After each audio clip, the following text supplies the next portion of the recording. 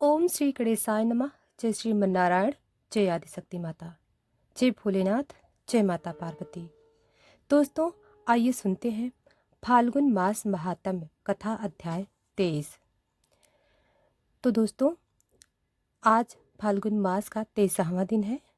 तो आइए श्रवण करते हैं फाल्गुन मास कथा अध्याय 23। इस अध्याय में श्री मैत्रेय जी कहते हैं, विदुर जी, इस प्रकार भगवान शंकर ने प्रचेताओं को उपदेश दिया और प्रचेताओं ने भगवान शंकर की बड़ी भक्ति भाव से पूजा की। इसके पश्चात वे राजकुमारों के सामने ही अंतर ध्यान हो गए। सब के सब प्रचेता जल में ही खड़े रहकर भगवान रुद्र के बताए हुए स्रोत का जप करते हुए 10,000 वर्ष तक तपस्या करते रहे। इन दिनों राजा प्राचीन बरी का चित्त कर्म कांड में बहुत रम गया था। उन्हें अध्यात्म विद्या विशारद परम कृपालु नारद जी ने उपदेश दिया। उन्होंने कहा कि राजन, इन कर्मों के द्वारा तुम अपना कौन सा कल्याण करना चाहते हो? दुख के अत्यंतिक नाश और परमानंद के प्राप्ति का नाम कल्याण है। वह तो कर्मों से नहीं मिलता। राजा ने कहा, महाभाग नारद जी, मेरी बुद्धि कर्म में फंसी हुई है, इसलिए मुझे परम कल्याण का कोई पता नहीं है। आप मुझे विशुद्ध ज्ञान का उपदेश दीजिए, जिससे मैं इस कर्म के बंधन से छूट जाऊं। जो पुरुष कपट धर्म में गृहस्थ आश्रम में ही रहता हुआ पुत्र, स्त्री और धन को ही परम पुरुषार्थ मानता है, वह अज्ञान व संसारण में ही भटकता रहने के कारण उस परम कल्याण को प्राप्त नहीं कर सकता।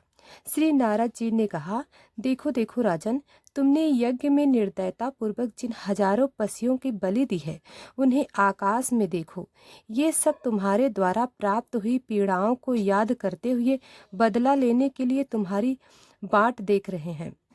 जब तुम मरकर परलोक में जाओगे, तब ये अत्यंत क्रोध में भयंकर तुम्हें अपने लोहे के सिंघों से छेदेंगे। अच्छा, इस विषय में मैं तुम्हें एक प्राचीन उपाख्यान सुनाता हूँ। वह राजा पुरंजन का चरित्र है। उसे तुम मुझसे सावधान होकर सुनो। राजन, पूर्व काल में पुरंजन नाम का एक बड़ा यशस्वी राजा था। उसका अभिज्ञात नामक एक मित्र था। कोई भी उसकी चेष्टाओं को समझ नहीं सकता था। राजा पुरंजन अपने रहने योग्य स्थान की खोज में सारी पृथ्वी में घूमा। फिर भी जब उसे कोई अनुरूप स्थान न मिला, तब वह कुछ उदास सा हो गया। उसे तरह तरह के भोगों की लालसा थी। उन्हें भोगने के लिए उसने संसार में जितने नगर देखे, उसमें से कोई भी उसे ठीक न लगा। एक दिन उसने हिमालय के दक्षिण तटवर्ती शिखरों पर कर्मभूमि भारत खंड में एक 9 द्वारों का नगर देखा। वह सब प्रकार के सुलक्षणों से संपन्न था।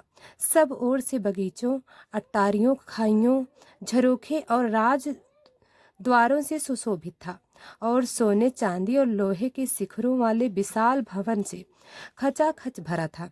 उसके महलों की फंसे नीलम, स्फटिक, वैदुर्य, मोती, पन्ने और लालू की बनी हुई थी।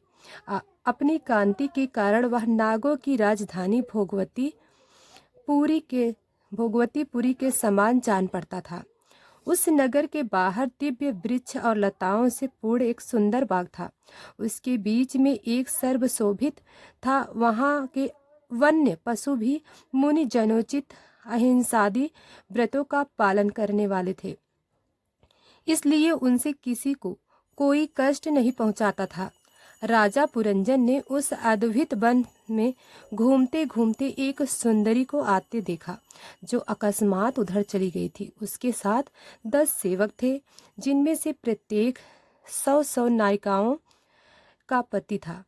एक 5 फन वाला सांप उसका द्वारपाल था। वहीं उसकी सब ओर से रक्षा करता था।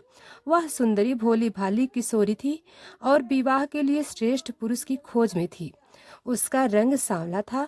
वह पीले रंग की साड़ी और सोने की करधनी पहने साक्षात कोई देवी थी, देवी सी जान पड़ती थी। राजा पुरंजन ने उस देवी से मधुर बाड़ी में कहा, कमल लोचन ने, मुझे बताओ तुम कौन हो, किसकी कन्या हो, साध्वी इस समय कहाँ से आ रही हो? तुम्हारे साथ इन 11 महान सूर्यवीर से संचालित ये 10 सेवक कौन हैं? और ये सहेलियां तथा तुम्हारे आगेंगे चलने वाला यह सर्प कौन है? सुंदरी, तुम साक्षात उमा रमा और ब्रह्माणी में से कोई हो? शुभ, अगर तुम इनमें से कोई नहीं हो तो तुम कोई मानवी हो तो लक्ष्मी जी जिस प्रकार भगवान विष्णु के साथ वैकुंठ की शोभा बढ़ाती हैं, उसी प्रकार तुम मेरे साथ इस श्रेष्ठ पुरी को अलंकृत करो। देखो, मैं बड़ा ही वीर और पराक्रमी हूँ। श्री नारद जी ने कहा, वीरवर, जब राजा पुरंजन ने उससे इस प्रकार कहा, तब उस बाला ने भी हंसते हुए उसका अनुमोदन किया। वह भी राजा को देखकर मोहित हो चुकी थी। वह कहने लगी, न श्रेष्ठ, हमें अपने उत्पन्न करने वाले का ठीक ठीक पता नहीं है, और ना हम अपने या किसी दूसरे के नाम या गोत्र को ही जानते हैं। बीरबल, आज हम इस पुरी में हैं, इसके सिवा मैं और कुछ नहीं जानती। मुझे इसका पता भी नहीं है कि हमारे रहने के लिए यह पुरी किसने बनाई है। प्रियवर, हे पुरुष, मेरे सखा और स्त्रियां मेरी सहेलियां हैं, तथा जिस समय मैं सो जाती हूँ, यह सर्प जागता हुआ इस पुरी की रक्षा करता रहता है। शत्रुदमन, आप यहाँ पधारे, यह मेरे लिए सौभाग्य की बात है। आपका मंगल हो। आपको विषय भोगों की इच्छा है, उसकी पूर्ति के लिए मैं अपने साथियों सहित सभी प्रकार के भोग प्रस्तुत करती रहूंगी। प्रभु, इन 9 द्वारों वाली पुरी में मेरे प्रस्तुत किए हुए इच्छित भोगों को भोगते हुए आप सैकड़ों वर्षों तक निवास कीजिए। भला आपको छोड़कर मैं और किसके साथ भ्रमण करूंगी? दूसरे लोग ने नरति सुख को जानते हैं, ना विहित भोगों को ही भोगते हैं, ना परलोक का ही विचार करते हैं, और ना कल क्या होगा इसका ही ध्यान करते हैं। अतः पशु तुल्य हैं। अहो, इस लोक में गृहस्थ आश्रम में ही धर्म, अर्थ, काम, संतान, सुख, मोक्ष, सुयस और स्वर्ग आदि दिव्य लोकों की प्राप्ति हो सकती है। संसार त्यागी यति जन तो इन सब की कल्पना भी नहीं कर सकते। महापुरुषों का कथन है कि इस लोक में पितर, देव, ऋषि, मनुष्य तथा संपूर्ण प्राणियों के और अपने भी कल्याण का आश्रय एकमात्र गृहस्थ आश्रम ही है। वे शिरोमणि लोक में मेरी जैसी कौन स्त्री होगी जो स्वयं प्राप्त हुए आप जैसे सुप्रसिद्ध, उदार चरित्र और सुंदर पति को वरण ना करेगी।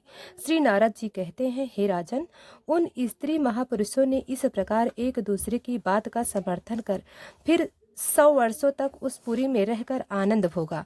तो इसी के साथ यह अध्याय समाप्त हुआ। अब हम आगे की कथा कल सुनाएंगे। तो दोस्तों, वीडियो को लाइक सब्सक्राइब अभी तक नहीं किया है तो अभी कर लें, शेयर करें, कमेंट में जय श्रीमन नारायण जरूर लिखें। धन्यवाद।